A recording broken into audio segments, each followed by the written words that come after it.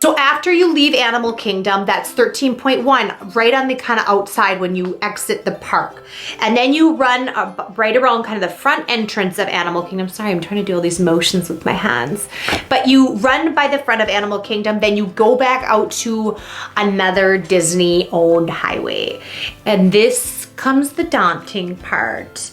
You're on highway for a long time. I bet you're on highway like half of the marathon. Anyways, it just, look at that, just like a flashback.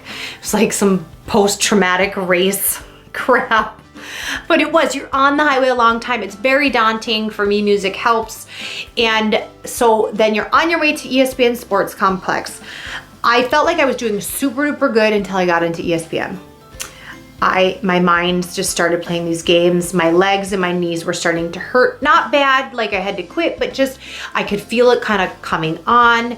And I just felt like you're up at 3 in the morning. I'm getting tired. By this point, it's probably like 11 o'clock and I'm just exhausted, maybe 10 o'clock in the morning. I don't know. I've been up since 3. So anyways, by this point, I'm just starting to get daunted. But what's great is after a certain point in the race, and I don't even know what it is, but they have a ton of med tents, water tents, Gatorade. Then there's like people giving out goo packs, which have caffeine in them, which I totally needed. So I literally pounded, I think, a banana, 2 goo packs. I had Gatorade. I always on these races stop at every water station. I may even be like speed walking, but no matter what, I'm still slowing down my race speed and taking my time. So it was just kind of that relief every time I saw a station. I probably did pass through a couple of them, being that towards the end they get so close that you literally didn't have any room in my belly for another fluid. So that was the only reason I would have skipped them and kept going.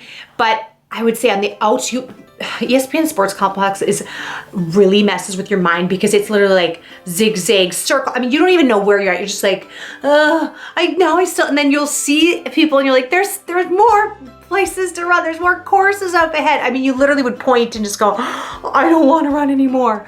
So that was my probably toughest point in the entire marathon, was ESPN Sports Complex, because it was so it was like a maze.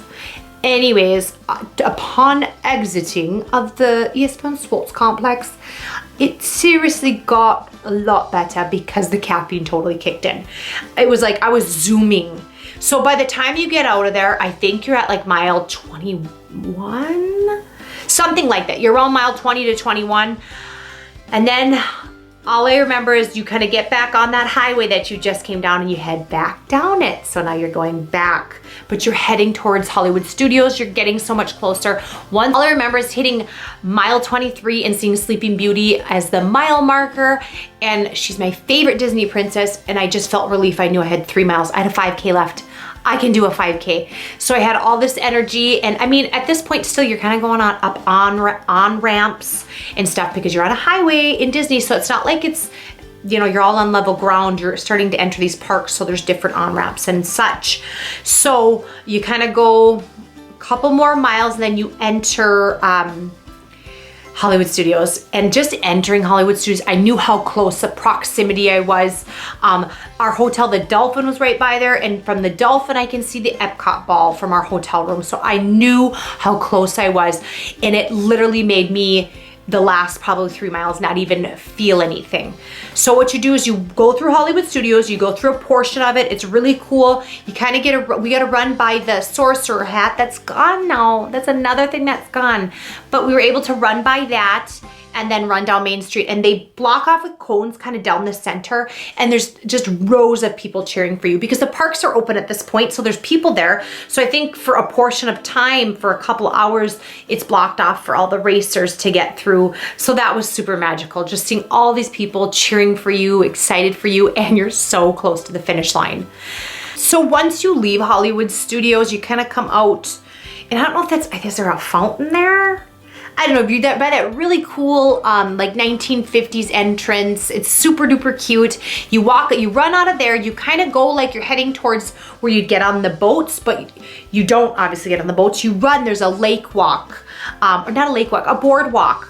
and you head like you're heading to the Dolphin. You run by the Dolphin, you head towards the Swan, you cross the bridge, you go by the Dolphin, you get on the boardwalk, you run right by the yacht club, the Caribbean, the yacht club, the beach club, and then you head right like you're heading into Epcot, except for you don't. You kind of straight ahead would be like England and France over to the side. You don't go in that way. You take a quick sharp left and you head in the back entrance of Epcot. You come out right around England or Canada, somewhere in that vicinity. I don't even remember, isn't that horrible? You come out somewhere and you run towards England and France, and then what is it, Japan and Morocco, and you head that way and you're gonna go around 90% of the World Showcase in Epcot. So that's a ton of fun. Such a great, I mean, the torches are lit around it. There's music playing. And I do remember towards the end of because it rained a little bit. It rained for probably 2 hours in the full. Thank you, Jesus, it wasn't a pouring rain. It was like a misting rain. But no matter what, my shoes were, wet at this point. Not soaking wet, but still wet nonetheless. My clothes, my hair, everything, I look like a wet dog. But in hindsight, it wasn't half as bad as the rain could be for Florida rain, which can be gale force and torrential. So running around the World Showcase was so magical because I knew how close I was. I was gonna finish my first marathon. And so you come around and then you're facing the Epcot ball and it's all lit up and you get to run right to it. And then you go around and you see the gospel choir yet again, which it seriously is phenomenal. Just as I was running around the World Showcase at the very end of my dream race, and such an accomplishment to finish not only a full, but do it back to back. So crossing the finish line was super emotional. My parents live in Florida 6 months out of the year, so they drove up because they're on the Gulf side a couple hours away, and my sister and her spouse had just moved down to Florida, so they were all down there. It was such a great experience. I ended up catching my dad along the race course and saying, I was so worried. I wanted my husband to see me because I trained for this, but he did too. He took the time out to babysit my kids and make sure the house was still clean. I mean, it was a huge undertaking by both of us, and he didn't get to run the race or experience it. So I just wanted to make sure I saw him when I crossed the finish line, and I did. And I mean, you're running and you're exhausted, and I just am like, I couldn't tell if he heard me, but I was just like, I love you, thank you, and I was crying, and such an amazing experience. It was priceless. I've never experienced something like that in my entire life. When I crossed, I'm crying, and he finally catches up to me and he's like, I'm so proud of you. I wish we could do something like this. I wish I could do something like this. And I looked right at him and I said, we're coming back and you're doing it with me, and we're doing the Dopey Challenge. Like, that's exactly what I had. I said, we're coming back. No hesitation, no exhaustion from the race. I have run races where you cross, and usually when I'm trying for a really good PR, this is what I feel like. I cross and I wanna throw up, and I'm like, never again. This was not like this at all. It was a super relaxed race. I mean, I didn't walk the race. I ran it relaxed. I wanted to get a decent time, but I took my time and enjoyed the race. So it was an amazing experience. It was such a blast to have my parents and my children at the finish line. I do miss my little Ruby that she wasn't there to experience it, but it still meant a lot that all of the rest of them were there. So final thoughts. If you love Disney and you love running, do one of these races. Do it. I promise you will not regret it. It is one of the most amazing experiences you will ever experience. It's priceless. You cannot put a price tag on it. It is absolutely magical. Everybody's in a good mood. Everybody's happy. You are running the happiest race you will ever run in the happiest place on earth, and you will not regret it. Thank you guys so much for watching this. I know it was a super long video, or videos. I think I'm gonna split them in half.